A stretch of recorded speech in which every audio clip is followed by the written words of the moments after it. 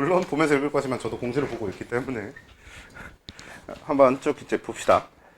이제 1단원 내용은 거의 그냥 뭐라고 해야 되냐, 그냥 기본 내용에 이 엄청나게 산재되어 있는 약간 그런 느낌에 가까워요.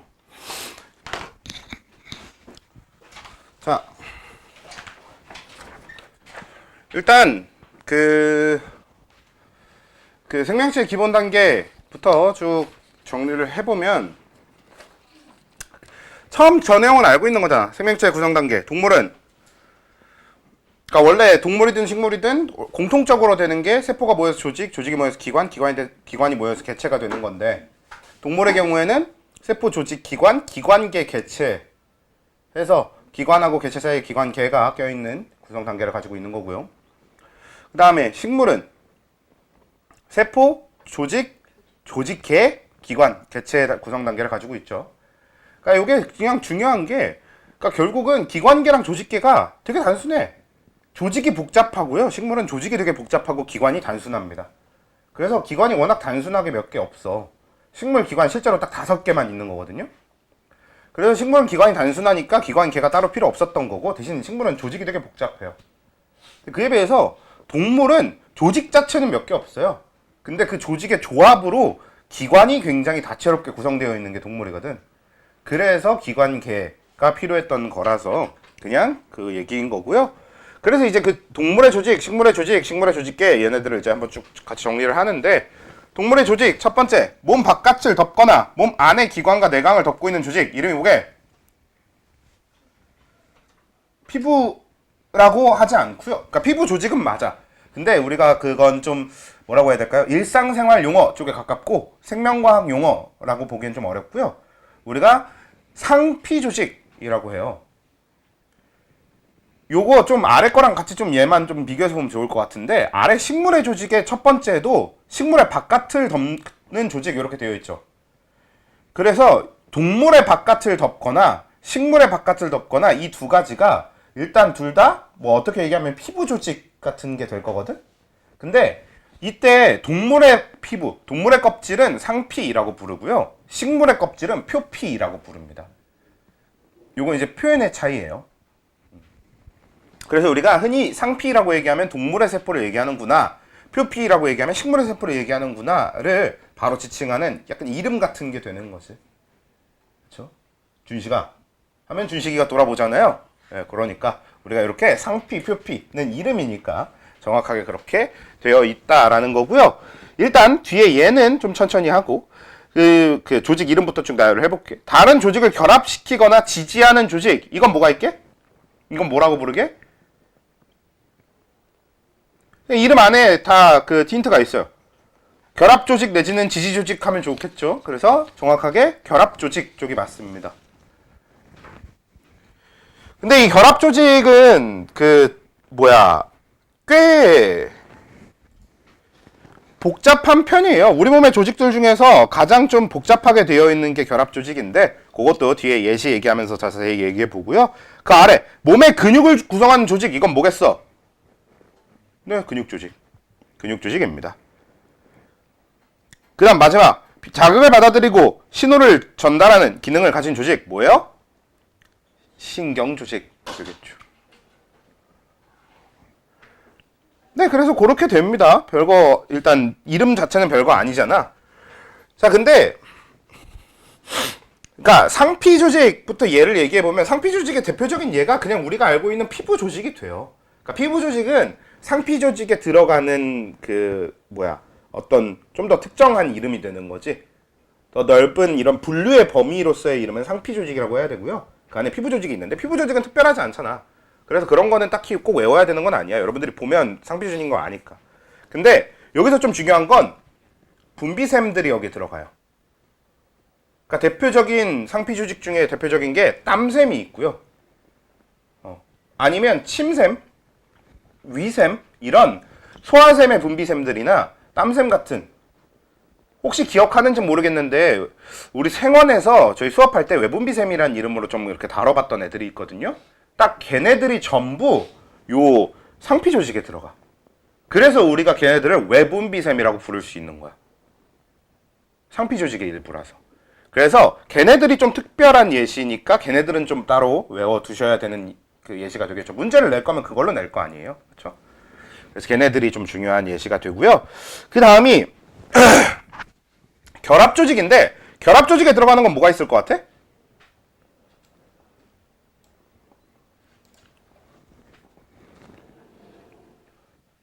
맞아요. 뼈. 또. 왜냐면 이름만 봐도 우리 지금 지지하는 조직이라고 되어 있잖아요. 그러면 우리 몸에서 지지하는 거 뼈 말고. 이게 되게 중요한데 혈액이 여기 들어갑니다. 혈액, 혈관 이런 쪽이 다 이 결합 조직에 해당돼요. 선생님 혈액은 우리가 생각하는 결합 이런 건 아니잖아요. 네, 막 결합이라는 의미 그대로를 갖지는 않는데 연결로서의 의미가 강하잖아. 우리 몸의 혈액하고 혈관은 결국 그 우리 몸 안에 쿠팡 같은 거라고 했었잖아요. 결국은 전부를 연결해주고 물질을 운반해주는 역할이 메인이거든. 그러니까 그 연결이라는 포인트에서 우리는 혈액을 결합 조직에 같이 이제 분류를 해놨어요. 그렇게 된 거고, 그 다음에 또 하나를 얘기하자면 뭐 힘줄 이런 것도 들어가지. 힘줄은 꼭 한번 언급을 하고 지나가려는 이유가 뭐냐면 힘줄을 근육 조직으로 착각하기 굉장히 쉬워. 네, 여러분 힘줄은 근육이 아니에요. 힘줄이 하는 역할은 근육과 뼈를 연결해 주는 거고, 근데 힘줄 자체는 근육처럼 작동하지 않습니다. 그래서 딱 그 정도 우리가 알아야 되는 게 혈액이나 힘줄 정도만 알고 있으면 돼요. 그 다음 그 아래 근육 조직은 뭐 예시할 게 없어. 그냥 우리가 알고 있는 근육들 다 집어넣으면 돼요. 골격근, 뭐 내장근, 뭐 등등. 얘는 뭐 딱히 특별한 게 없으니까 넘어가고, 신경 조직도 여러분들이 생명과학 1에서 배웠던 그거 다 집어넣어주면 됩니다. 교감신경, 뭐 부교감신경, 체성운동신경, 뭐 감각신경 이런 거. 그래서 신경 조직이나 근육 조직은 그 이름만큼이나 직관적인 조직들이라 딱히 뭐 얘기할 게 없는데 비해서 상피 조직이나 결합 조직은 우리 방금 얘기한 것처럼 좀 그런 포인트들이 있어서 기억해야 될 것들이 있다. 문제를 내면 보통 그런 데서 내니까. 됐죠? 넘어가서 식물의 조직 가볼게요. 자, 식물의 조직은 일단 맨 윗줄에 표피 조직은 이미 얘기했지. 식물의 바깥을 덮는 조직, 표피 조직. 그 다음 그 아래 식물의 물질 운반을 담당하는 조직, 요게 통도 조직이라고 합니다. 통도라고 해요.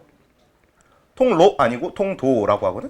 그래서 요게 통도 조직인데 그렇게 되고, 그 다음 광합성 등의 물질 대사를 담당하는 조직, 이거는 유조직이라고 불러.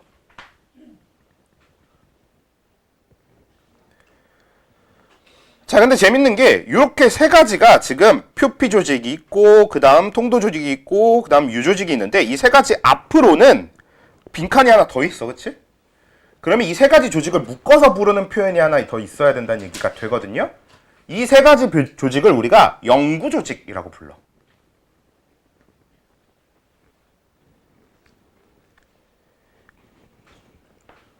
왜 얘네 세 가지를 영구조직으로 묶냐면요, 식물 조직 마지막 줄에 보면 세포 분열이 일어나는 조직 이렇게 되어 있죠. 얘가 분열 조직이거든. 이게 식물의 특이한 점인데, 식물은 분열할 수 있는 종류의 세포가 딱 분열 조직으로 한정되어 있습니다. 정해져 있어요. 물론 그건 동물도 비슷해. 우리 동물 여러분들 배워봐서 알겠지만 이미 분화된 세포들은 어때? 더 이상 분열하지 않잖아요. 그치? 그래서 동물도 어떻게 보면 비슷하다고 볼 수는 있긴 있는데, 근데 동물은 기능이 결정된 다음에 분열하지 않는 거지, 그 전까지는 얼마든지 분열해. 약간 이런 개념이라면 얘네들은 분열하는 데가 완전히 따로 있는 개념에 가깝습니다. 우리가 흔히 이 분열 조직의 예시부터 얘기해보면, 여러분들 그 식물 분열 조직 뭐 있어? 혹시 기억해?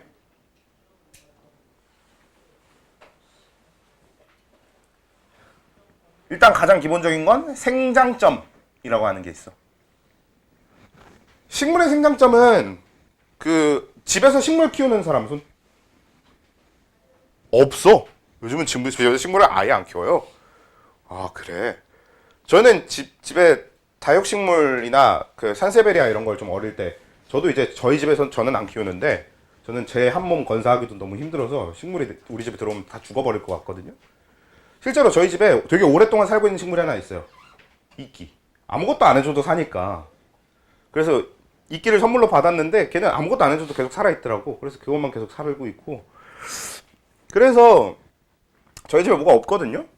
근데 저희 그 예전에 저희 부모님이랑 같이 살 때는 그 식물을 키웠었는데, 보통 식물을 키우면 얘네들이 너무 심하게 많이 자라. 그래서 여기서 더 안 자랐으면 좋겠는 구간이 오잖아. 더 크게 자라면 막 통행에도 방해되고 이럴 수 있으니까. 그럴 때 어떻게 해주면 되냐면 끝부분만 잘라주면 됩니다. 우리가 끝부분을 잘라주면 더 이상 못 자라요, 식물은. 왜냐면 그 끝부분이 생장점이라고 해서 거기서만 지속적으로 세포 분열을 하면서 길이 생장을 해요. 그 외에 다른 부분에선 생장을 안 하고, 이게 재밌는 게 잎에만 있는 게 아니라 줄기 끝에도 생장점이 있어서 줄기 자람도 그 끝에서만 계속 일어나고요. 그 다음에 뿌리 끝에도 생장점이 있어서 뿌리 자람도 그 뿌리 끝에서만 계속 연결되면서 일어납니다. 모든 게 다 그 생장점을 기준으로 일어나. 그래서 그 생장점이라고 하는 분열 조직에 대해서 알아야 되는데, 또 하나 더 있는 게 형성층입니다. 혹시 형성층은 기억 안 나나? 나나? 안 나겠죠? 안 나는 표정이네요. 네. 형성층은 이제 뭐냐면 우리 그 식물의 부피 자람을 담당을 해요. 우리 형성층이랑 관련된 현상이 여러분들이 들어봤을, 한 번씩은 그래도 꼭 들어봤을 나이테입니다. 나이테가 그 나무가 자라는 속도에 따라서, 그 기후 때문에 자라는 속도에 따라서 그 언제는 좀 많이 자라고 언제는 적게 자라서 이게 줄처럼 생기는 게 나이테잖아. 그게 이제 나이테인데, 그 나이테가 생기는 이유가 그 나이테 모양, 그 동그란 모양대로 거기가 형성층 모양이에요. 그렇게 형성층은 그렇게 둥그렇게 해서 부피 자람을 하거든. 옆으로 이렇게 식물이 커지게 만들어주는 역할을 해. 그래서 이제 형성층, 생장점 이렇게 두 개가 분열 조직이고요. 그 위에 이제 위로 올라가면서 할게요. 얘는 유조직은 광합성 등의 물질 대사를 담당하는 조직에 해당되는 유조직은 두 가지가 있어요. 아마 여러분들이 들어봤을 수도 있고 처음 들어볼 수도 있는데, 울타리 조직이라고 하는 애와 해면 조직이라고 하는 이렇게 두 가지입니다. 이 울타리 조직하고 해면 조직은 식물 잎에 있는 조직들이거든. 둘 다 광합성을 담당하고 있어요. 둘 중에 메인 광합성 하는 쪽이 울타리 조직이고요. 약간 서브 광합성 할 겸 그냥 약간 느슨하게 떠다니면서 있는 애들이 해면 조직입니다. 다음 그 위에 통도 조직에 해당되는 건 뭐겠어? 간단해. 물관하고 체관. 물관, 체관. 근데 물관, 체관이 통도 조직에 해당된다는 너무 쉬우니까 별거 아닌데, 여러분들이 알아야 되는 건 그겁니다. 물관, 체관이 조직이라는 걸 알아야 되는 게 중요해요. 기관이 아니고 조직이라는 거. 이게 중요한 포인트가 될 수 있어, 오히려 물관, 체관 쪽은. 그다음에 그 윗줄 표피 조직은, 표피 조직은 그냥 그 동물대랑 똑같아. 특별한 것만 다뤄보면 되거든요. 그래서 요 식물 조직 중에, 식물의 표피 조직 중에 특별한 건 딱 두 가지만 보면 되는데, 세 가지 다 봐야 되겠구나. 세 가지 보면 되는데, 큐티클층. 일단 적고 설명을 할게. 큐티클층하고, 그 다음에 뿌리털하고, 공변세포. 이렇게 세 가지입니다. 위에서부터 하나씩 얘기해 볼게. 자, 큐티클층. 요게 왜 좀 중요하냐면, 여러분들이 세포를 보는, 아니, 여러분들이 조직을 보는 그 관점을 살짝 바꾸는 이야기가 되는데, 큐티클층은 세포로 구성되지 않습니다. 여러분, 이 큐티클층이 뭐냐면, 잎 만져봤잖아요. 여러분 이파리 만져보면 한쪽 면은 반들거리고 한쪽 면은 까끌거리지. 그 까끌거리는 면은 큐티클층이 없어서 그렇고요, 반들거리는 면은 큐티클층이 있어서 그렇거든. 큐티클층은 딱 그 포장된, 그 뭐라고 해야 되냐, 포장이라기보다는 뭐라고 표현하면 적절할까요? 코팅? 코팅 좋다. 코팅된 그 딱 그게 큐티클입니다. 실제로 그 큐티클과 비슷한 게 우리 몸의 큐티클 하면은 이거잖아. 물론 이건 이제 키틴질이나 다른 걸로 얘기하는 게 맞는데, 일종의 큐티클 같은 거야. 손톱. 그래서 이런 형태인데, 이것도 세포로 되어 있지는 않지만 큐티클층 자체를 우리가 조직으로 봐줍니다. 그래서 한번 좀 언급하고 지나갈 만한 거고요. 그 다음 이제 이 뿌리털. 이 뿌리털이 참 재밌는 건데, 뿌리털은 근데 세포가 여러 개 만들어서 하나의 뿌리털이 되는 게 아니에요. 우리 뿌리털이 뭐냐면, 식물의 뿌리를 보면 뿌리에 길쭉한 줄기는 따로 있고, 이 길쭉한 뿌리 줄기에 옆으로 이렇게 털들이 이렇게 부승부승 나 있거든? 본 적 있지? 근데 이 털들이 재밌는 점이, 요게 뿌리가 세포로 이루어져 있을 테니까 세포들이 막 모여서 뿌리를 이룰 거 아니에요. 근데 요 뿌리털이 또 마찬가지로 세포가 모여서가 아닙니다. 요 뿌리털이 있는 부분에 세포가 변형돼서 요 세포 자체가 이렇게 생겨 먹어요. 그러니까 뿌리털은 약간 원래는 조직 단계로 얘기하는 것보다는 어떻게 얘기하는 게 맞냐면 세포 단계로 얘기하는 게 좀 더 맞는 거지. 그래서 뿌리털 자체는 세포가 맞아요. 어느 조직에 속하는 세포인 거야? 뭔가 약간 힙하지 않아요? 어느 조직에 속한 세포. 근데 아무튼 얘가 이제 표피 조직에 속한 세포인 거지.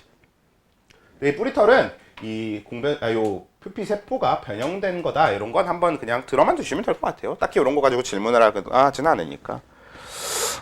일단 그렇게 되고요. 마지막 공변세포. 자, 얘는 재밌는 점이 여기에 대해서 이 공변세포에 대해서 알아야 될 점은 얘는 광합성을 합니다.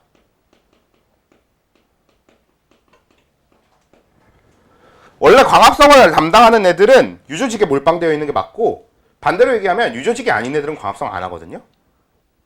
단 하나의 예외가 얘야.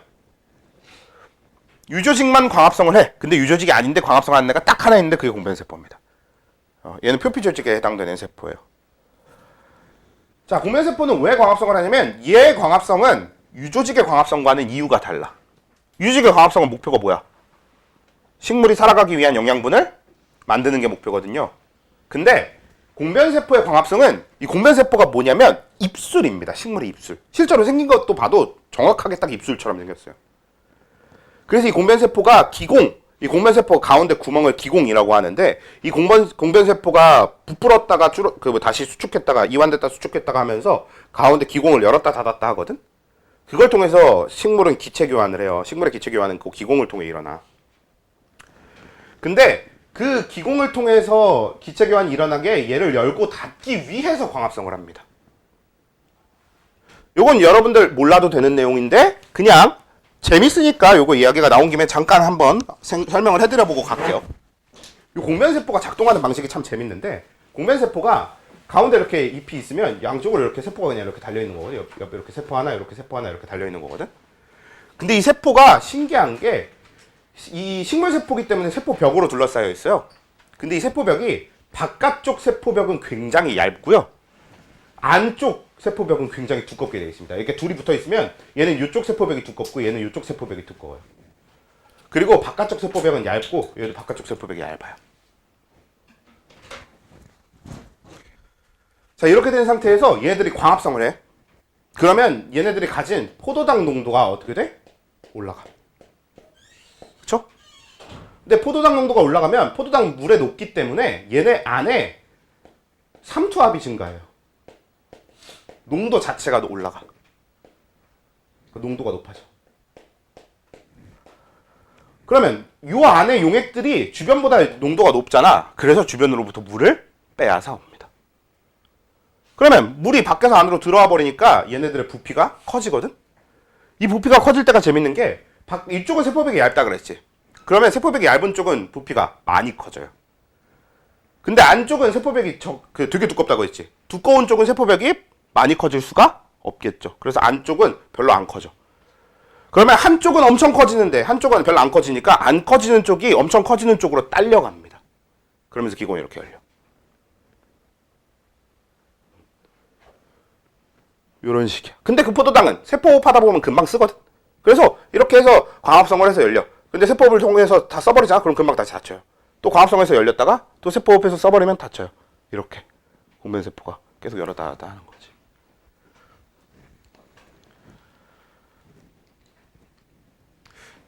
재미없나 봐. 난 솔직히 저는 개인적으로 공변세포 딱 작동하는 걸 처음 배웠을 때 굉장히 재밌었거든요.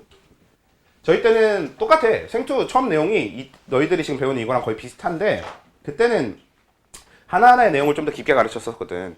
그래서 배웠었는데 요즘은 뭐 거의 그냥 짚고만 넘어가면 되니까 됐고요. 그럼 이제 식물의 조직계로 넘어가 볼게.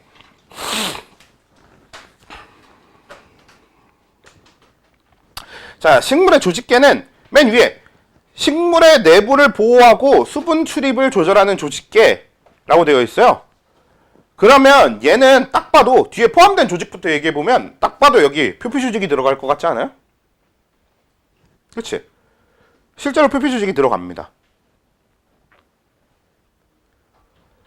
그래서 표피 조직이 들어가는데 앞쪽으로 얘는 그래서 무슨 조직계냐? 표피 조직계예요. 반전이 없습니다. 그냥 표피 조직계예요. 그리고 그 아래 식물의 물질 운반을 담당하는 조직계, 요게 이제 좀 중요한데, 요 물질 운반을 담당하는 조직계는 해당되는 조직은 통도 조직이겠지.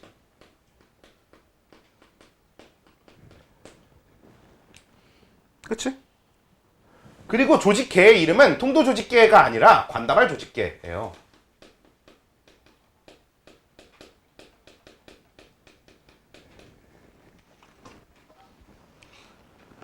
왜냐하면 여기 포함된 조직이 통도 조직으로 끝나는 게 아니라 형성층이 같이 들어있습니다. 형성층은 우리가 위에서 배울 땐 분열 조직에 들어가 있었잖아요. 근데 분열 조직에 들어있지만 조직계를 구별할 땐 관다발 조직계에 들어갑니다. 형성층. 자, 왜냐면 여러분 이 통도 조직이 실제로 어떻게 구성되어 있는지를 보면요. 식물이 이렇게 줄기가 있잖아? 그러면 줄기에 이렇게 생겨서 이렇게 되어 있어요, 관이. 그러면 바깥쪽에 체관이 있고 안쪽에 물관이 있는 형태로 이렇게 생겨 먹었습니다. 그리고 이게 약간 연근처럼 이게 쫙 이렇게 막 안에 막 엄청 여러 개가 있어. 여러분 연근 보면은 구멍 숭숭 뚫려 있잖아요. 그거는 연근도 결국 구멍을 갖고 있으니까 그랬던 거랑 비슷한데, 물론 이제 걔는 좀 다른 이유의 구멍이지만, 근데 그 우리 관다발도 요 체관, 물관, 요 식물의 줄기에도 이렇게 체관하고 물관이, 체관이 항상 바깥쪽, 물관이 안쪽으로 이렇게 있거든. 얘가 엄청 여러 개가 있거든. 근데 얘가 그냥 진짜 아무렇게나 막 있어. 근데 그 아무렇게나 있어도 체관이 항상 요 아래쪽에도 이렇게 구멍들이 막 이렇게 아무렇게나 있어. 근데 아무렇게나 있어도 무조건 체관은 바깥쪽으로 있긴 해야 돼요. 근데 아무튼 규칙적으로 배열되어 있지 않고, 뭔가 규칙적 같아 보이는데, 아무렇게나 배열되어 있는 이런 걸 불규칙 관다발이라고 해요. 이럴 경우에는 물관 체관으로 끝나거든. 근데 어떤 경우가 있냐면 규칙 관다발이라고 해서 이렇게 그냥 물관 체관이 한 바퀴 뺑 둘러 있는 이런 경우가 있습니다. 이걸 우리가 규칙 관다발이라고 불러. 규칙 관다발, 불규칙 관다발은 별로 안 중요해요. 근데 이런 식으로 딱 뺑 둘러 있어서 이 가운데 선을 기준으로 해서 바깥쪽이 다 체관이고 안쪽이 다 물관으로 이렇게 쭉 되어 있거든요. 그리고 이 가운데 요 물관하고 체관 사이를 지나는 요 가운데 선이 형성층입니다. 딱 저 선에서 계속 세포 분열을 하면서 부피가 생장을 해요. 그럼 형성층은 규칙에서만 생겨나요? 맞아요. 규칙 관다발을 갖는 애들만입니다. 그래서 이렇게 요 불규칙 관다발을 갖는 식물과 규칙 관다발을 갖는 식물, 여러분들도 구분할 수 있어. 안 잘라봐도 그냥 구분이 돼. 어떻게 생각하면 돼? 얘는 형성층이 없고 얘는 형성층이 있지. 그럼 얘는 부피 자람을 안 하고 얘는 부피 자람 하겠지. 여러분들이 흔히 알고 있는 그 나무들이 얘 다 이런 애들이에요. 우리가 흔히 알고 있는 그 나무류들이 다 이런 애들이고. 근데 부피 자람을 하지 않는, 그렇게 굵기가 커지는 그런 식물들이 아닌 애들이 다 여기 들어갑니다. 뭐 예를 들면 뭐 민들레라든지 뭐 이런 애들은 다 이런 느낌이 되겠지. 그쵸? 줄기가 옆으로 커지지 않잖아. 대나무 이런 애들은 여기 들어가겠죠. 대나무는 사실 여기도 안 들어갑니다. 대나무 여러분 알잖아요. 안에 뚫려 있거든. 걔는 좀 얘기가 다르고. 자, 그래서 그렇게 하고, 그래서 이 관다발 조직계에 형성층이 들어가는 이유가 이래서 그래. 그러니까 형성층의 위치 자체가 체관하고 물관 사이에 위치되어 있기 때문에 우리가 관다발 조직계라고 하는데 같이 엮어주게 됩니다. 자, 그다음 마지막 광합성 등의 물질 대사를 담당하는 조직계에는 뭐가 들어갈 거고? 유조직이 들어가겠지. 그리고 유조직이 들어가는 이 조직계는 기본 조직계라고 부릅니다. 아, 선생님 얘도 유조직밖에 안 들어가는데 유조직계라고 부르면 안 됩니까? 네, 안 돼요. 우리가 간단하게 배워서 그냥 이렇게만 배우는 거지, 유조직 말고도 다른 것들이 원래 실제로 많이 들어가 있습니다.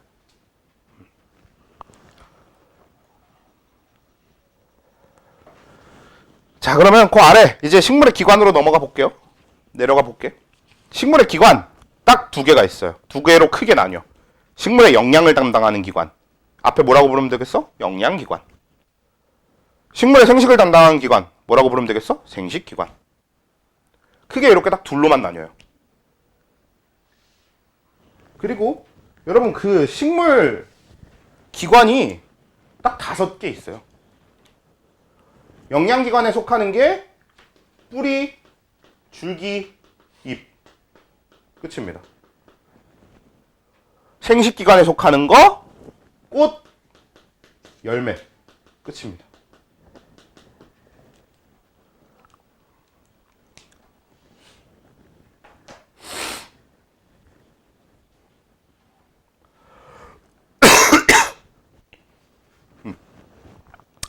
그 밑으로 내려가 볼게요. 그래서 생물체를 구성하는 기본 물질 쪽으로 내려가 보도록 하겠습니다. 동물의 기관에는 관심이 없어요. 동물 기관이나 동물 기관계는 어디서 많이 다루니까? 생원에서 많이 다루니까. 생원의 메인 내용이잖아요, 사실. 생원은 2단원, 3단원 두 개의 단원에 걸쳐서 기관계 얘기만 주구장창하기 때문에 그거는 이제 생원에서 동물의 기관, 기관계에 대한 얘기를 많이 했고 생초는 그래서 거긴 관심이 없고요. 2번, 생물체를 구성하는 기본 물질. 자, 탄수화물 구성원소 뭐예요? 탄소, 수소, 산소, 초. 그쵸? CHO. 탄수화물 구성원소는 CHO로 주 에너지원으로 이용된다. 우리가 사용하는 메인 에너지원은 탄수화물입니다. 우린 이미 호흡과학성을 배우고 앞으로 온 입장에서 왜 우리가 주로 이용하는 게 탄수화물일 수밖에 없냐면 우리의 모든 대사 자체가 포도당을 기준으로 맞춰져 있으니까.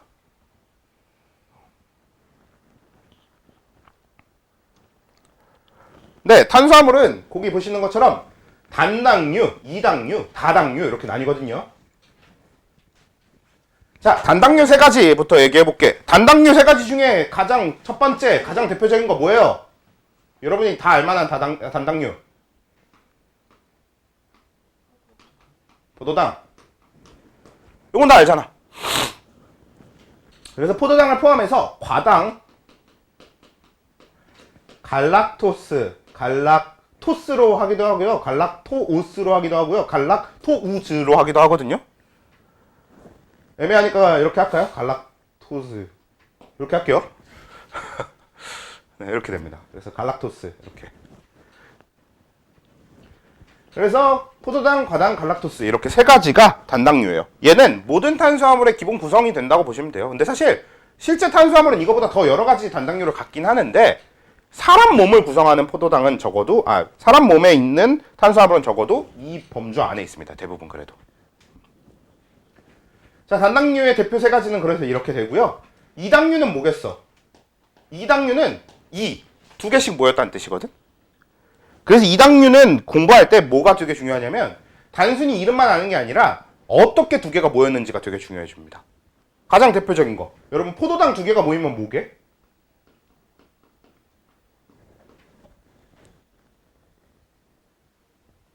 그럼 중학교 때는 무조건 배웠었어. 물론 여러분들 중학교 시절이면 지금으로부터 한 4년 전이잖아. 4, 5년 전이라서 기억이 날 리가 없을긴 할 텐데 말토우즈라고도 부르는데 우리나라 말로는 엿당이라고 합니다. 엿당이란 물질이 정확하게 포도당 2개가 합쳐져 있는 물질이고요. 우리가 알고 있는 실제로 그 엿의 주가 되는 당이 엿당이에요. 그치? 준식아. 네, 그런 게 이제 엿당이 되는 겁니다. 자, 그 다음에 엿당 말고 그 다음 포도당하고 과당. 이게 되게 재밌는 점인데요. 이당류는 전부 포도당은 기본적으로 다 하나씩 들어있습니다. 그래서 포도당하고 과당 합쳐진 거. 얘는 이름이 뭐게? 여러분들이 모를 수가 없는 물질이에요. 영어로는 좀 다른 표현으로는 스크로우즈라고도 부르고요. 스크로우즈가 완전 정식 학명이면 얘보다 일상 영어 쪽으로 넘어오면 슈가라고 합니다. 설탕. 우리가 흔히 알고 있는 설탕이 포도당과 과당이 합쳐져 있는 형태예요. 이거 재밌는 건데 죄송해요. 재미는 나만 있을 수 있는데 아무튼 근데 과당은 영어로 프룩토스라고 하거든요. 실제로 과당이 왜 과당이냐면 과일에 들어있는 당이 과당이라서 과당이에요. 프룩토스. 우리가 과일 살 안 찐다고 오해하시는 분들 되게 많고 특히나 이제 어른들 중에 그런 분들 되게 많은데 살 쪄요. 포도당이랑 과당이랑 다를 게 없어요.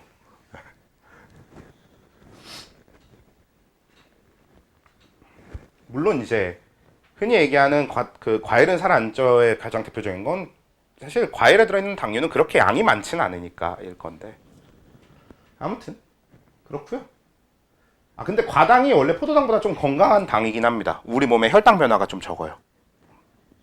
포도당을 직접 먹는 것보단 과당을 먹는 게 혈당 변화가 적어. 근데 아무튼 그거는 다 쓸데없는 부가 표현이었고요. 마지막 하나는 이제 뭐겠어 그럼? 포도당하고 뭘 합쳐야 될까? 갈락토스를 합쳐야 되겠죠.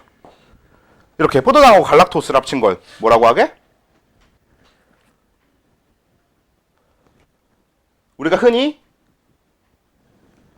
락토스라고 부르기도 하는데 유당 내지는 젖당이라고 부릅니다. 원래 이제 젖당이라는 표현이 좀 더 원래 과학적인 표현이고요. 그리고 좀 더 일상적인 표현으로 많이 쓰는 건 유당인 것 같아요. 유당불내증 이런 표현 그런 게 이제 이 젖당인 겁니다. 이 젖당, 유당 왜 이름이 젖당이겠어? 보통 이제 동물의 젖에 많이 들어있어서 그래요. 실제로 우리 유당 어디 많이 들어있는 거예요? 우유에 많이 들어있는 거잖아요. 네, 그 유당 그게 이제 우유에 많이 들어있는 거 그게 우리가 먹는 그 우유라는 것 자체가 뭐 한국에서 소비되는 건 주로 소의 우유를 먹는 거잖아요. 소의 젖을 먹는 거죠. 그러니까 이렇게 되는 겁니다. 그래서 이 당류는 이렇게 세 가지인데 세 가지가 있다만 외우는 게 아니라 어떻게 구성되어 있는지도 같이 외워주시면 되고 다당류. 이제 다당류는 아주 많은 포도당의 중합체, 되게 여러 개가 결합해야 되는 거거든. 진짜 엄청 덕지덕지 가서 붙여놔야 돼요. 근데 얘는 다당류는 설탕이나 젖당 이쪽에서 나아가는 건 없어요. 실제 있다고 하더라도 어차피 우리가 다루지 않을 거고 실제로도 없습니다. 자연 상태에서 우리가 볼 수 없고요. 얘는 포도당 뭉치기를 할 거예요, 주로. 그래서 포도당을 누가 뭉쳤냐에 따라서 자, 포도당을 식물이 뭉쳤어. 그래서 식물이 갖는 다당류의 이름이 녹말입니다. 그러면 포도당을 동물이 뭉쳤어. 그래서 동물이 갖는 다당류의 이름은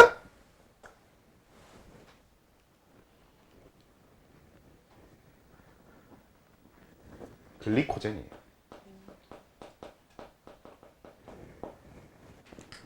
실제로 글리코젠과 녹말은 다를 게 없어요. 동물이 만들었냐 식물이 만들었냐 그리고 그것 때문에 생기는 구조의 차이 정도는 있는데 생물학적으로 화학적으로는 달라. 근데 생물학적으로는 다를 게 없어. 똑같아. 그냥 뭉친 사람만 다를 뿐 포도당 뭉치인 건 똑같아요. 그리고 마지막이 셀룰로스입니다. 이것도 얘가 갈락토스면 셀룰로스로 쓸 거고요. 갈락토스면 셀룰로스로 쓸 거고요. 갈락토우즈면 셀룰로우즈로 쓸 건데 뭐 아무튼 그래요. 아, 너희 학교에서 1학년 때 배웠던 걸 기억하면 그대로 쓸라나? 선생님이 달라서 다르려나? 아, 애매하다. 그 리보스, 디옥시리보스 이렇게 썼어? 아니면 리보오스라고 썼어요? 그쵸, 그냥 리보스라고 썼죠. 그럼 이거 다 그냥 토스 이렇게 쓸 겁니다, 아마. 갈락토스, 셀룰로스 이렇게 쓸 거야, 아마.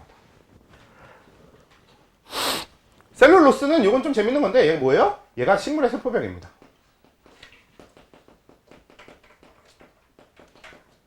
세포병 아니고 세포병.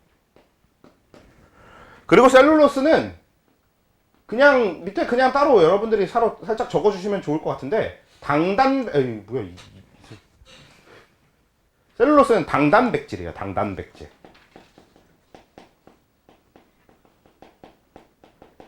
그러니까 당류하고 단백질이 같이 합쳐져 있는 구조입니다. 실제로 그 생물한테서는 이런 구조 되게 흔해. 당단백질 혹은 당지질 이런 거 되게 많습니다. 당지질이 주로 많은 거는 동물 쪽에서가 좀 더 많고 당단백질도 동물한테서도 볼 수 있는데 당단백질은 식물한테 좀 더 많고 됐죠? 자, 그렇게 하면 탄수화물에 대한 정리 끝. 지질로 내려갈게요. 지질은 뭐야? 우리가 흔히 알고 있는 그냥 지방이죠, 지방. 근데 지질은 구성원소는 일단 CH5로 에너지원으로 이동된다. 요게 탄수화물이랑 차이가 꽤 중요해요. 탄수화물은 주에너지원이고 지질은 에너지원이고. 그러니까 지질은 우리가 에너지를 꺼내서 쓸 수는 있는데 주로 에너지를 꺼내 쓰는 건 아니고 오히려 우리가 주로 에너지를 꺼내서 쓰는 건 탄수화물 쪽으로 고정해놔야 되는 거지. 그래서 지질은 구성원소 CHO 초 그리고 에너지원으로 이용된다. 근데 에너지원으로 이용되는 것보단 뒤에 적혀 있는 것처럼 체구성 성분이다. 이쪽이 좀 더 중요한 거지. 몸물 구성한다가 되는 거고. 자, 첫 번째 체내 에너지 저장, 체온 유지에 사용되는 얘는 뭐예요? 중성지방입니다. 우리가 흔히 알고 있는 모든 지방류가 다 여기 들어가요. 중성지방.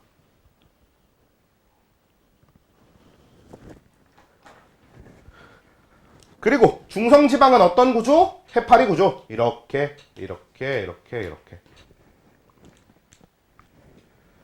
근데 아니 그대로 적으라는 거 아니에요.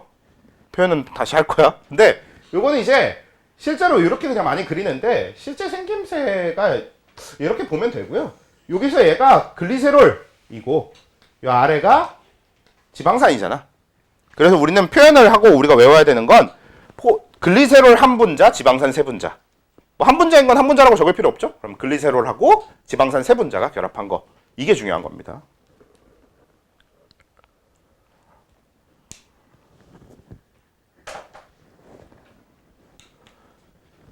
근데 그게 여기 해파리가 되고요. 여러분들 이거 어차피 뒤에 다룰 거니까 이따가 저 뒤에서 얘기하고요. 그 다음 그 아래 넘어가도 되죠? 그 아래 생체막의 구성 성분 뭡니까? 인지질이죠. 인지질도 마찬가지로 지질. 인지질 여러분 어떻게 알고 있어요? 그거 말고. 인지질 이중층이 세포막의 구조인 건 맞는데 인지질의 구조. 인지질 자체의 구조. 하나 꺾여 있고 그거 맞나? 이런 식으로 많이 그리긴 그려. 그치? 근데 이거 팩트 아닙니다. 요게 이렇게 될 수도 있고요. 이렇게 될 수도 있어. 요 얘기는 이따 할 거예요. 근데 요렇게 많이 그리는데 실제로 그러면 우리 어떻게 해요? 이거 인산에다가 지방산 두 개처럼 보이죠? 이거 아니고 인지질은 중성지방에서 지방산을 하나 뗀 다음에 인산을 하나 붙인 겁니다. 그래서 글리세롤도 들어있어요. 인지질에도.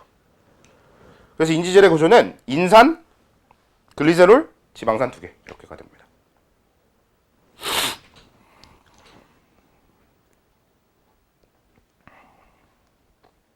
그죠? 그 다음에 스테로이드 이제 마지막 거 성호르몬 코르티코이드계 호르몬의 구성 성분 이제 얘놈은 이름이 스테로이드 이렇게만 알고 있으면 돼. 스테로이드는 지금 오른쪽에 보이는 것처럼 구조가 그냥 그렇게 생겨서 딱히 뭐 얘기할 게 없어요.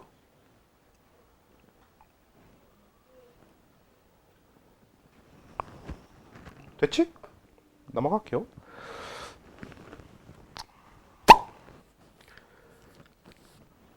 그래서 일단은 이렇게 중성지방, 인지질, 스테로이드 이 세 가지가 다 지질의 그냥 성분입니다. 우리가 여러분 스테로이드 로이드 막 약물 헬스하는 사람들 먹는 약물 있잖아. 근육 만드는 거. 그거 이제 보통 스테로이드제라고 한단 말이지. 근데 걔네들이 이 스테로이드가 구성 성분이라서 스테로이드제인 거지. 스테로이드 자체는 그냥 지질의 한 종류입니다. 그냥. 스테로이드 자체는 그렇게 거창하고 별거 있는 물질은 아니에요. 자, 일단 그렇게 되고요. 아래 단백질로 넘어가 볼게요. 단백질 구성원소 뭐예요? 맞아요. 근데 그냥 CHON으로 끝내지 말고 S까지 같이 하는 게 낫습니다. 어차피 대부분의 단백질은 황을 다 가지고 있거든요. 황이 없는 단백질을 찾기가 별로 흔치는 않아. 특히나 동물 단백질들은 대부분 다 황을 갖고 있어요. 그냥 CHONS까지 그냥 같이 보는 게 낫고요. 그래서 CHONS로 최고성 성분이다. 그리고 단백질로 이루어져 있는 3대 3H라고 하거든요. 제가 주로 얘기하는 게 3H 뭡니까? 호르몬, 효소, 항체. 이 세 가지는 꼭 기억해야 돼요. 단백질로 되어 있는 구성물질 우리가 얘기할 때 흔히 제일 많이 얘기하는 게 호르몬, 효소, 항체 3H.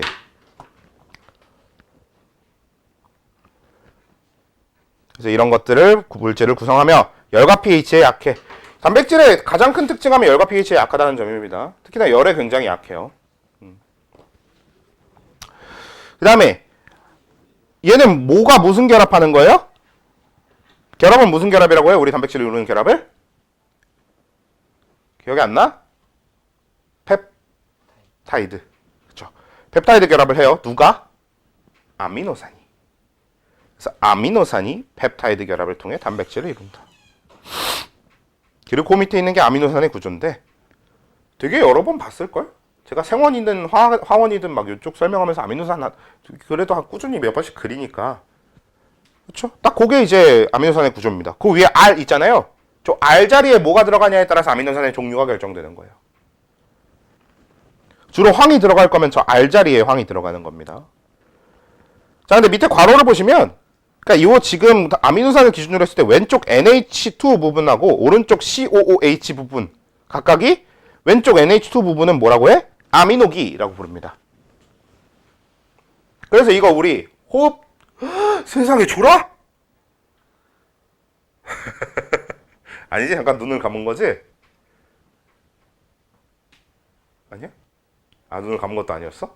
아, 그래. 미안하다. 그래서 왼쪽은 NH2 여기는 아미노기라고 해서 우리 뒤에 탈아미노 반응 요거 얘기했었잖아요. 그치?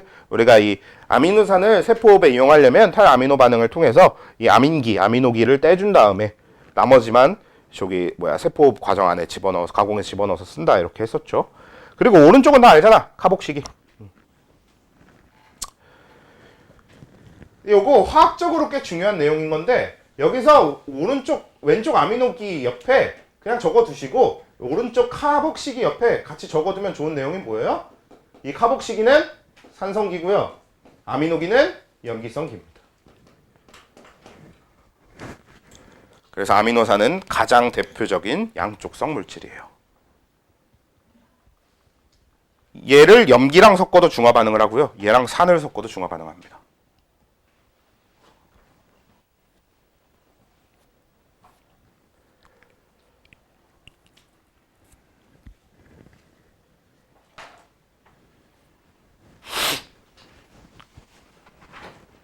됐죠? 그 다음에 맨 마지막 거 핵산. 핵산은 기능은 유전 정보 저장하고 단백질 합성하고 여러분 알잖아요. 핵산 뭐야? DNA, RNA. 그렇죠? 걔네들의 핵산인데 구성 원소는 CHON, P, 촌프까지. P까지가 중요한 거죠. 됐죠? 넘어갑시다. 자, 3번. 세포의 연구 방법 있잖아. 그걸 통째로 없애주시면 됩니다. 없어졌어요.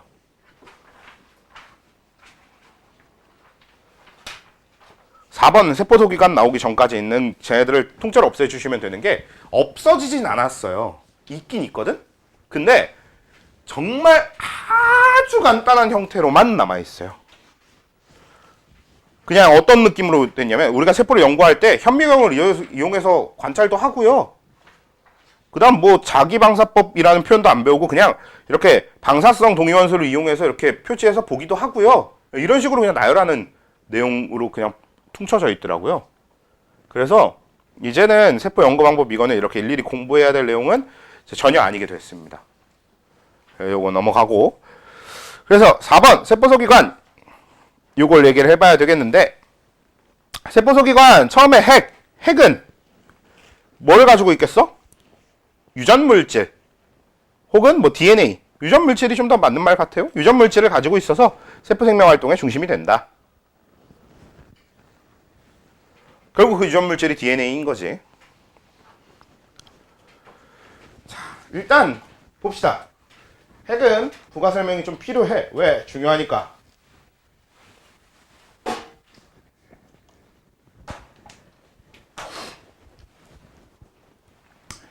일단은 핵에서 우리가 얘기해야 될 포인트를 나눠보면 핵을 좀 더 찢어서 얘기를 해볼 수 있어요. 핵 자체가 워낙 큰 기관이고 중요한 기관이라서 핵을 구성하는 요소들 자체가 좀 여러 개로 나뉘거든요. 그게 거기에 있는 것처럼 핵막, 이건 이제 핵을 둘러싼 막을 얘기할 거고요. 그리고 인은 뭐야? 우리가 핵을 관찰하게 되면 우리 세포 관찰해보잖아? 그럼 세포 이렇게 있으면 세포 관찰하면 안에 핵이 보일 거거든? 그리고 핵 안에 이렇게 점이 하나 더 있는 게 보여요. 요게 인입니다. 핵 안에 점이 하나씩 꼭 찍혀 있어요. 그게 인이에요. 그래서 이 각각 핵막과 인에 대한 얘기를 해야 되는데 일단 핵막 얘기를 해보면요. 핵막에 제일 우선되는 첫 번째가 이중막 구조입니다. 이중막 구조 우리 계속 얘기하던 거야. 어디랑 어디서? 미토콘드리아랑 염록체에서. 그러니까 얘가 인지질 이중층 막이 총 4겹으로 되어 있는 겁니다.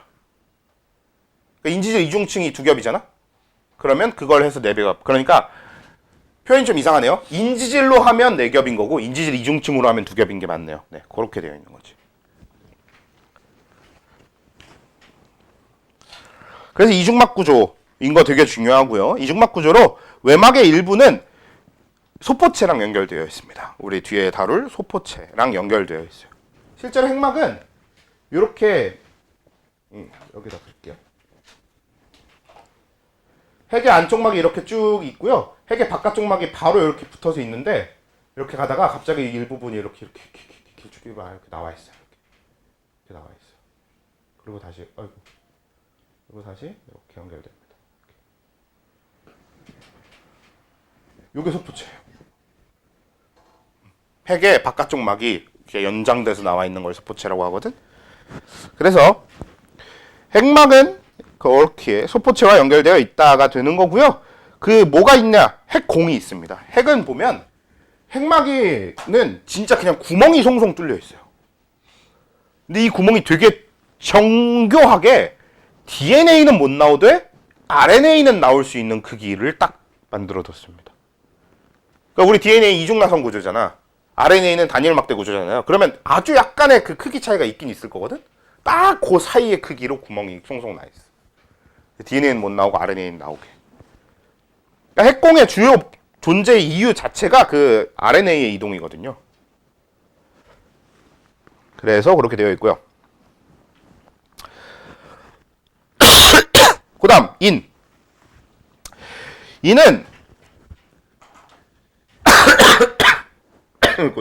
아이고 죄송합니다. 네. RNA와 단백질로 된 덩어리입니다.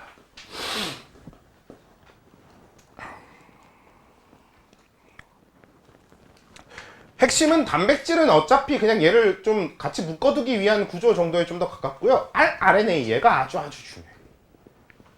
그리고 이는 진짜 이 RNA 덩어리입니다. 그냥 RNA가 엄청 뭉쳐 있어서 그래서 우리 이 RNA든 DNA든 얘네들은 염색이 되게 잘 되거든요. 그래서 우리가 염색을 하면 인이 굉장히 진하게 염색이 돼서 점처럼 딱 보이는 거야. RNA가 엄청 압축되어 있어요. 엄청 응축되어 있어요. RNA라고 하는 RNA가 엄청 응축되어 있는 거거든. 그래서 이런 구조가 이제 핵 안에 들어있는 거고요. 요거는 이 RNA를 아예 그냥 여기서 정리하고 가는 게 나을 것 같은데 이 RNA 뭐 하라고 있는 물질이냐면 얘는 딱 한 가지 목적을 갖고 있는 핵산입니다. 얘가 뭐의 주 구성 성분이냐? 리보솜의 주 구성 성분이에요. 그래서 리보솜의 주 구성 성분이 RNA이기 때문에 인에 있는 이 RNA도 리보솜을 위해 있어요. 그러니까 인이 하는 일이 리보솜 합성이에요. 얘가 리보솜을 만들어.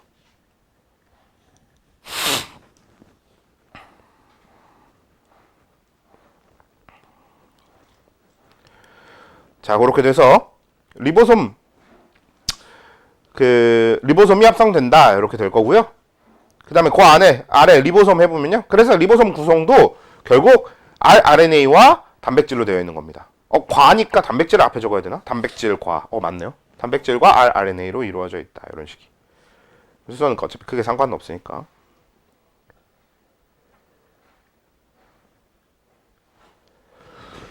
그리고 이제 리보솜이 하는 일부터 얘기를 해보면 얘는 단백질 합성을 하잖아. 리보솜이 하는 일은 단백질 합성이거든요. 근데 리보솜이 단백질 합성할 때 리보솜 구조 자체가 되게 특이하게 생겼는데 우리가 리보솜 그릴 때 보통 이런 식으로 많이 그리거든. 어디 그림을 봐도 다 이렇게 그려져 있거든. 왜 이렇게 그리냐면 실제로 위아래가 분리되는 구조라서 그래요. 이때 위에 있는 걸 대단위체 큰 쪽, 아래쪽 작은 쪽을 소단위체 이렇게 부릅니다. 그래서 거기가 대단위체와 소단위체로 나뉘며가 되는 거고요. 단백질 합성을 합니다. 그리고 리보솜의 아주 핵심 내용 막이 없어요. 생체막을 갖지 않는다. 이게 아주 중요해요. 왜? 핵이랑 비교해봐. 핵은 아까 막이 몇 개? 이중막 구조. 막이 두 겹이었어요. 근데 리보솜은 막이 아예 없습니다. 아주 중요해요. 자, 그러면 됐고. 그럼 내려가서 소포체 얘기를 하면 되겠죠. 소포체는 뭐였어? 핵의 외막과 연결되는 거였죠. 아이고 씨. 갑자기 아이고 씨를 왜 했냐면 분명히 다 한다고 욕심을 부렸었는데 지금 7시 40분이에요.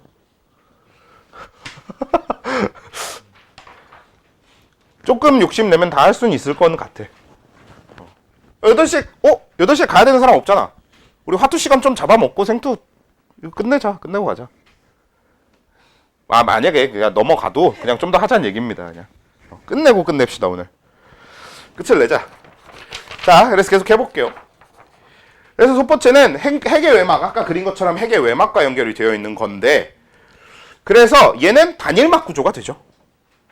막이 한 겹일 수밖에 없어. 핵의 막 하나가 연장돼서 나온 거니까.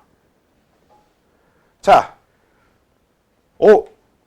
일단 요거 거친면 소포체, 매끈면 소포체까지 일단 하고 한 가지 잠깐 얘기를 해볼게요. 거친면 소포체는 이게 실제로 보면요, 이렇게 막이 확장돼서 나온 걸 보면 얘네들 진짜 물론 이제 크기가 워낙 작아서 우리가 손으로 만질 수 있는 크기는 아닌데, 만약에 여러분들이 손으로 만질 수 있다면 진짜 이게 만졌을 때 매끈매끈한 부분하고 만졌을 때 거칠거칠한 부분이 있어요. 손으로 만질 수 없는 크기라면서 그걸 어떻게 하세요? 관찰해 보면 하나는 진짜 매끈하게 아무것도 뭐 없는데 하나는 거칠거칠하게 뭐가 막 붙어 있습니다. 그래서 그 막 붙어 있는 거친 그렇게 거칠거칠한 부분은 거친면 소포체라고 부르고요. 매끈한 부분은 매끈면 소포체라고 부릅니다. 그래서 이 거친면 소포체는 리보솜이 붙어 있는 거예요.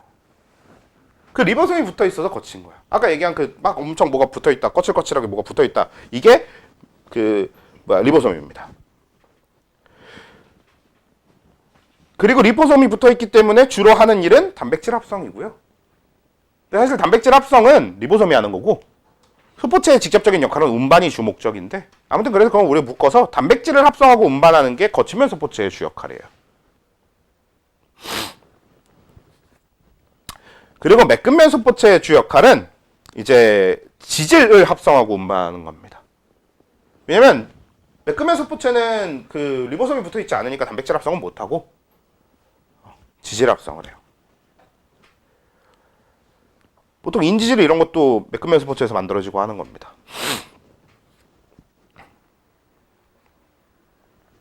자, 그 다음에 그 아래 골지체. 잠깐만, 골지체 얘기하기 전에 뭐가 이렇게 내가 설명을 해야 되는 게 있는데 설명해야 되는 게 왜 없지?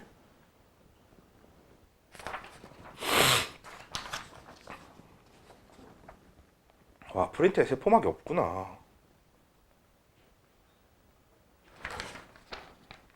오늘 이걸 끝까지 하기보다 그냥 골지체부터 다음 주에 정리한다고 생각하고 세포막을 지금 여기서 좀 하는 게 나을 것 같아요. 세포막 얘기를 해야 됩니다. 세포막부터 사실 얘기를 먼저 하고 시작했어야 되는데, 여러분이 세포막을 보면 우리 이제 흔히 인지질, 이중층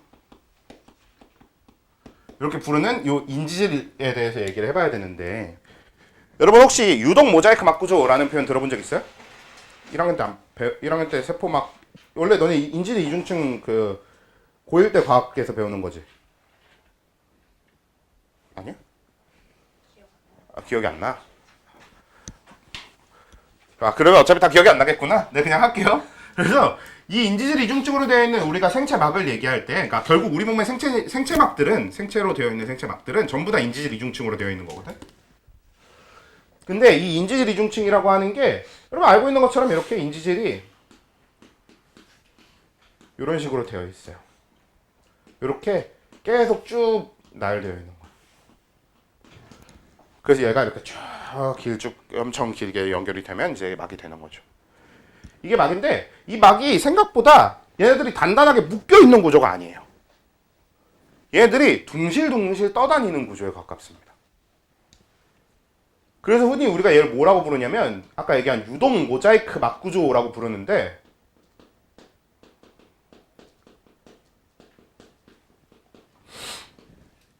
실제로 어떤 게 있냐면 요 인지질 막으로 된 막을 이렇게 한 겹을 이렇게 펼쳐놨다고 생각해봐. 그리고 한쪽에는 인을 다 염색을 해서 놨어. 그래서 여긴 염색된 인지질을 넣고 여기는 염색되지 않은 인지질을 이렇게 놓잖아? 그럼 이거 시간 지나면 서로 섞여 있어요. 얘네들 계속 둥실둥실 계속 움직여 그냥. 그러면서 서로 섞여요. 계속 움직여서. 그게 유동 모자이크 막 구조라는 의미입니다. 그러니까 유동적인 거야. 모자이크는 요걸 이제 하나하나의 단위로 보는 거거든요. 각각 개별적이라는 얘기. 그래서 그렇게 유동적으로 개별적인 애들이 모인 막 구조다. 이게 유동 모자이크 막 구조라는 이야기인데 이렇게 서로 막 이렇게 둥실둥실 움직이는 구조거든. 근데 이게 사람마다 유동성이 얼만큼 큰지 작은지가 달라요. 그리고 이게 타고난 게 아니라 뭘 주로 먹었느냐에 따라서 달라집니다.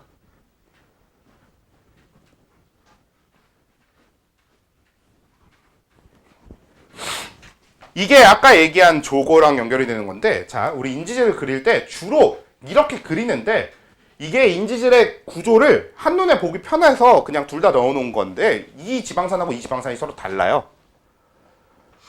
그래서 우리 몸에 있는 인지질은 이렇게 짝대기 지방산이 두 개 붙어 있는 애들이 있고, 이렇게 꺾인 거 하나, 짝대기 하나가 붙어 있는 애들도 있고, 꺾인 것만 두 개 달려 있는 지방산들도 있습니다.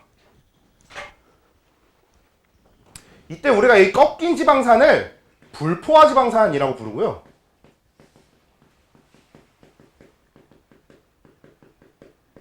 짝대기 지방산은 포화 지방산이라고 부릅니다.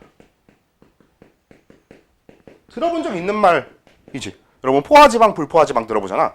그 우리가 흔히 얘기하는 포화 지방, 불포화 지방이 이 불포화 지방산이나 포화 지방산의 비율로 결정되는 겁니다. 포화 지방산의 비율이 훨씬 월등히 많은 애들을 포화 지방이라고 부르는 거고, 불포화 지방산의 비율이 높은 애들을 불포화 지방이라고 부릅니다. 그리고 불포화 지방산과 포화 지방산의 가장 근본적인, 가장 핵심적인 차이가 뭐냐면요. 포화 지방산 쪽이 훨씬 안정적인 물질이에요. 이름부터가 그렇잖아요. 얘는 이미 포화됐고 얘는 아직 포화되지 않은 약간 뭐 이런 이름이잖아요. 그래서 어떻게 되냐면 불포화 지방산은 상온에서나 사람 체온 부근에서 주로 액체로 있어요. 근데 포화 지방산은 고체가 굉장히 흔한 구조. 그러니까 완전히 항상 고체다는 아닌데요. 약간 고체처럼 되는 경우가 많습니다. 그래봤자 이게 짝대기 하나라서 얘네가 진짜 액체, 얘네가 고체 이렇게 되진 않거든? 근데 이게 어떤 얘기로 연결되냐면 이 불포화 지방산을 때려 넣잖아? 그렇게 만들어진 기름은 주로 기름, 액체 상태로 존재하게 돼. 근데 포화 지방산을 때려 넣잖아? 그렇게 만들어진 애들은 기름이 아니라 고체 상태로 주로 존재하게 돼. 주로 버터 같은 거죠, 이게. 그러니까 이게 이렇게 만들어지면 버터 같은 게 만들어지는 거야. 얘를 때려 넣으면. 얘가 많이 들어있는 게 우리가 흔히 알고 있는 식용유 같은 게 되는 거죠. 흔히 얘기하는 이게 그래서 식물성 기름에 주로 많은 게 불포화 지방산 이렇게 되는 거고, 동물성 기름에 주로 많은 게 포화 지방산 이렇게 되는 거거든. 그래서 우리가 만약에 포화 지방산을 많이 섭취하잖아? 그럼 세포막에 포화 지방산 위주로 섭취하고 불포화 지방산을 적게 섭취하고 포화 지방산만 너무 많이 섭취하고 이렇게 되면 세포막의 유동성이 떨어집니다. 우리가 새로 만들어지는 인지질이 주로 다 포화 지방산을 갖게 돼요. 그러면 아까 얘기한 저 인지질들이 지금 얘기한 것처럼 고체처럼 돼. 유동적이지 못하게 되고 이렇게 좀 어느 정도 딱딱하게 굳어버립니다. 서로 모였을 때. 그래서 유동성이 약해져요. 그러면 세포의 기능도 약해지겠지. 반대로 불포화 지방산을 주로 많이 섭취하게 되면 저 세포막의 유동성이 커지거든요. 그러면 세포의 기능이 좋아집니다. 세포의 유동성이 커져서 세포를 통해서 물질이 이동하는 것도 쉬워지고요. 그리고 그것 때문에 세포가 기능하기도 쉬워져요. 그래서 우리가 흔히 포화 지방보다는 불포화 지방 뭐 이런 얘기 많이 하는 이유가 그런 이유거든요. 아무튼 요거는 이제 나중에 한번 근데 요 불포화 지방산, 포화 지방산 얘기는요, 가르치는 학교만 주로 가르치는데, 요즘은 거의 다 그냥 가르치는 것 같아. 왜냐면 생투, 요 맨 앞부분이 뭐 너무 재미없다 보니까, 이 정도 내용은 다들 그냥 넣는 것 같습니다. 그리고 이거에 의해서, 요 양에 따라서 이 인지질이 유동성이 달라지게 되는 거고, 아무튼 그게 이중으로 보이는 게 인지질 이중층인 거고, 이게 우리 몸의 생체막의 기본이 되는 겁니다. 그래서 이중막이라고 하면 지금 이 생체막이 두 겹으로 있는 거. 단일막이라고 하면 이 생체막이 한 겹으로 있는 거.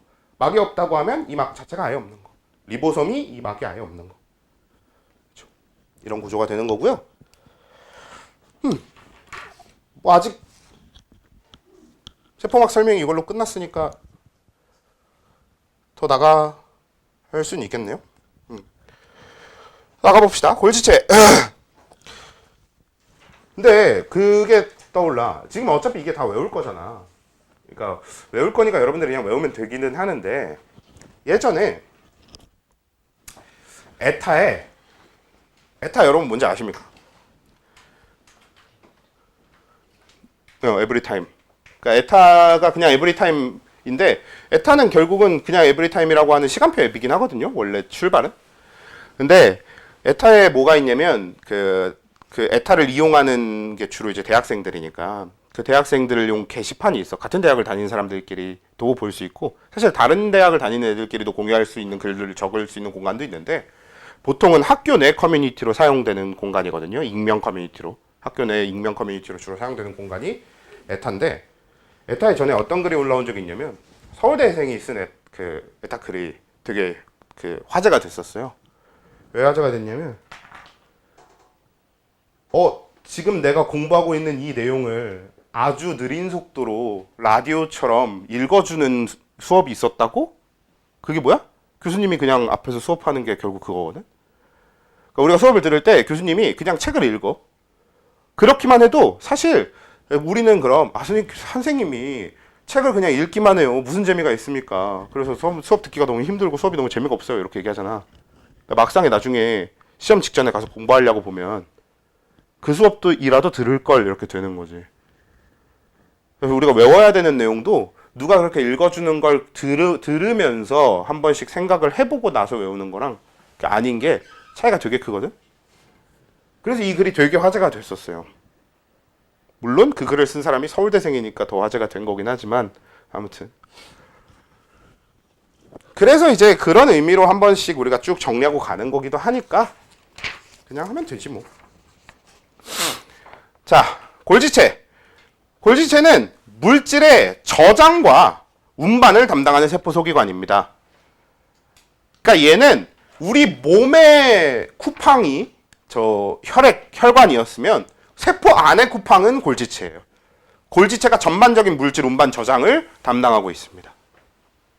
물질이 필요한 곳으로 보내주고 만약에 밖으로 분비해야 돼? 그것도 골지체가 밖으로 분비해주는 역할을 다 합니다. 그리고 뭔가 그냥 갖고 있어야 돼. 저장하고 있어야 돼. 그런 것도 골지체가 그냥 다 저장하고 있는 거예요. 그리고 얘는 이제 뭔 구조냐면 단일막 구조고요.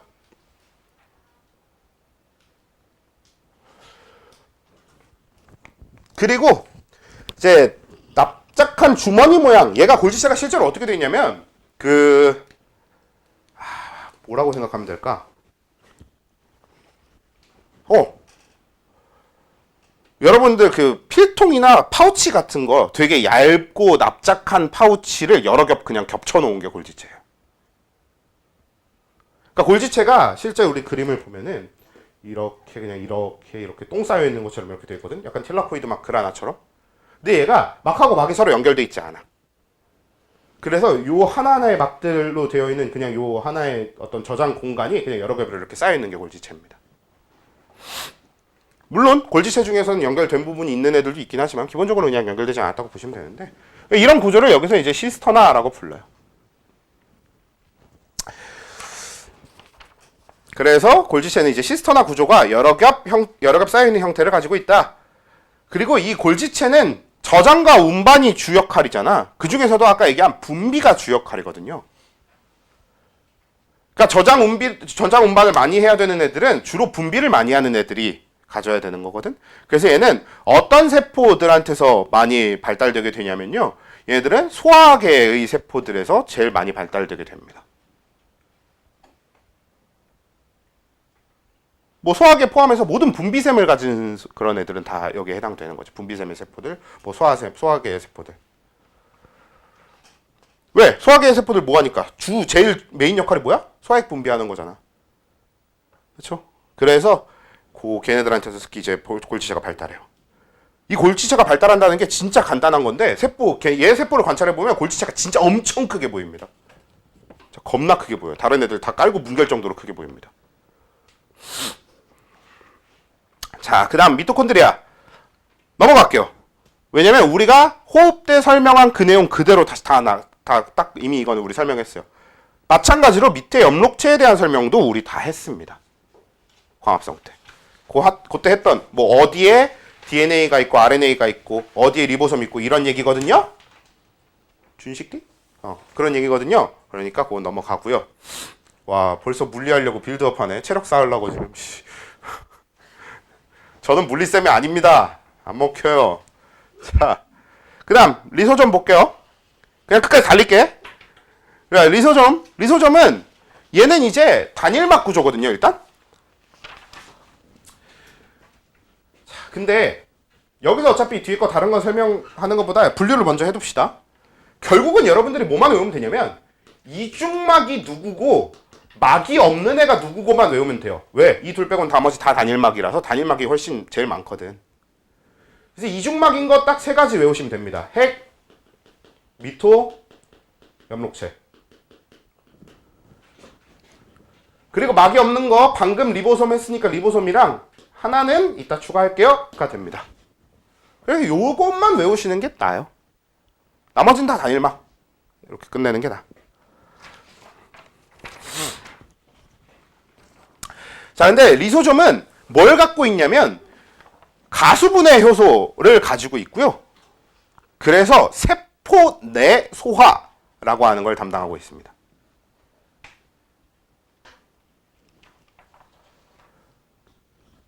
자, 이 리소좀이 만들어지는 과정이 좀 특이한데 리소좀은 골지체로부터 떨어져 나온 주머니예요.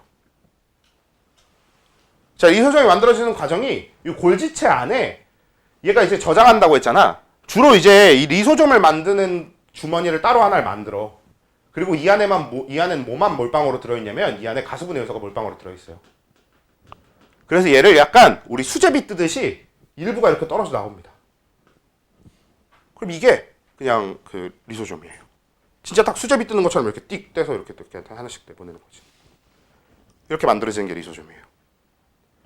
그래서 이 리소좀은 안에 가수분해 요소가 들어있고요. 어떻게 되냐면 그 밖에서 어떤 이물질 같은 게 세포 안으로 들어오면 그 세포 안으로 들어올 때 세포를 뚫고 들어올 수는 없거든. 그래서 보통 이렇게 세포막에 쌓여서 들어와. 그러면 세포막에 쌓여서 들어온 이 이물질하고 이 리소좀을 이렇게 하나로 합쳐서 그 안에서 이물질하고 그 가수분해 요소가 섞이게 만듭니다. 그래서 가수분해 요소가 그 이물질을 분해해버리도록 하는 거지. 이게 우리 세포 내 소화예요. 이 가수분해 요소가 생각보다 성능이 진짜 미친 듯이 좋거든.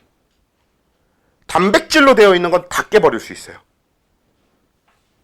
그래, 우리 생체막이 인지질이기 때문에 생체막 자체는 멀쩡한 건데 그래서 이 리소좀이 만들어지는 시스터나는 딱 그 가수분해 요소만 모아놓을 수밖에 없어. 가수분해 요소 말고 딴 게 들어있으면은 다 분해돼 버릴 거니까.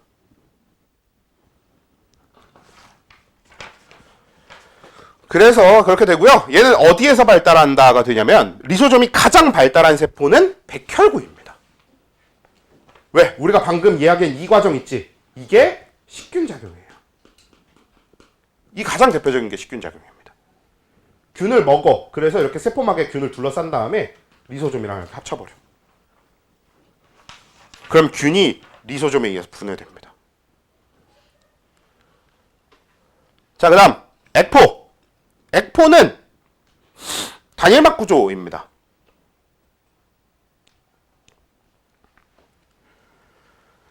그리고 얘는 물질의 저장하고 그러니까 노폐물 저장이다. 노폐물 저장하고 삼투압 조절 이 두 가지가 주 역할이거든요.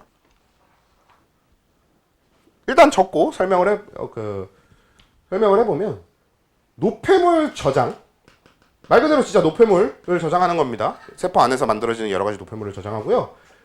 그리고 삼투압을 조절하는 건데 일종의 삼투압 조절 기능이 달린 쓰레기통이거든요. 진짜 노폐물 버리라고 있는 곳이야. 쓰레기통이에요. 그래서 뒤에 적혀 있듯이 동물한테도 있긴 있는데 동물은 안 써요. 왜? 우리 노폐물은 액포에 저장해? 아니, 밖에다 내다 버려요. 그리고 우리 삼투압 어떻게 해? 각종 호르몬과 여러 가지 다른 기전을 이용해서 삼투압 조절을 직접 해버리지. 그래서 상관없는데, 근데 식물은 어때? 식물은 여러분 식물 오줌 싸요? 안 싸잖아. 그치? 식물은 노폐물이 만들어지면 그래서 식물이 가지고 있어야 됩니다. 그게 액포 안에 다 저장돼요. 그리고 삼투압 조절은 어떻게 하냐면 그냥 만약에 식물 안에 농도가 너무 높다 싶으면 그러면 액포에 저장된 물을 다 밖으로 빼내요. 그럼 농도가 어느 정도 맞겠지. 근데 만약에 식물 세포 안에 농도가 너무 낮다 싶으면 액포에다가 물을 갖다 저장을 합니다. 그럼 삼투압이 다시 높아지겠지. 이런 역할도 합니다. 그러니까 액포에다가 물을 넣었다 뺐다 하면서 식물 세포 전체의 삼투압을 조절하는 기능도 하고요. 노폐물을 저장하기도 하고. 그래서 식물 세포에서만 발달해요. 식물은 열심히 써, 액포를. 원래 식물 쓰라고 있는 거야. 동물 세포는 원래 옛날에는 동물 세포에는 액포가 없다라고도 많이 했거든. 근데 없진 않아요. 있는데 안 쓰는 거야. 자, 그 다음 세포 골격. 이거는 무조건 다음 주에 해야 될 것 같으니까 이건 다음 주에 할게요. 왜냐면 세포 골격은 은근히 할 얘기가 꽤 많습니다. 이 세포 골격 얘기가 꽤 재밌어요. 세포 골격 거긴 다음 주에 할 거고, 다음 주에 하는 김에 원핵세포랑 진핵세포도 그냥 다음 주에 할까? 딱 시간도 8시겠다. 그래. 세포 골격부터의 내용을 다음 주로 남깁시다. 세포 골격부터 해서 그 뒤의 내용으로 이어가면 되겠고, 자, 여러분들 다른 건 몰라도 다른 건 어차피 있으니까 여러분들이 외우면 돼요. 지금까지 딱 요 세포 골격 전까지 내용을 외우면 되는데, 이거 없던 거잖아. 저 막 구조에 대한 거. 근데 사실 이게 여러분들 학교에서 배우는 1단원 내용, 여기가 실제로 1단원이 아니라 2단원이긴 해요. 2-1단원이고, 1단원은 아까 우리 없애버린 요 부분 있죠. 이 부분이랑 약간 생명과학의 역사 이딴 걸 뭉쳐갖고, 여러분들 그 화원 1단원 마냥 기억하십니까? 화학의 유용성 그거. 그런 것 마냥 그냥 이렇게 잡다하게 만들어 놓은 게 생투 1단원이거든요. 생투 1단원은 그런 거니까 우리가 지금 하고 있는 게 생투 2단원인 건데, 2단원은 1단원인 건데, 2-1단원에서 다른 것들도 중요하지만 사실 제일 중요한 건 이중막 구조가 어떻게 되고 막 구조가 누구고, 그래서 그 막이 뭔데, 이게 사실 제일 핵심 키워드입니다. 다른 거는 어떤 건 물어보고 어떤 건 안 물어볼 수 있지만 막에 대한 질문은 무조건 나와요, 시험에. 그래서 요거는 프린트에 따로 있진 않지만 꼭 좀 정리해 두셨으면 좋겠어요. 오케이. 고생.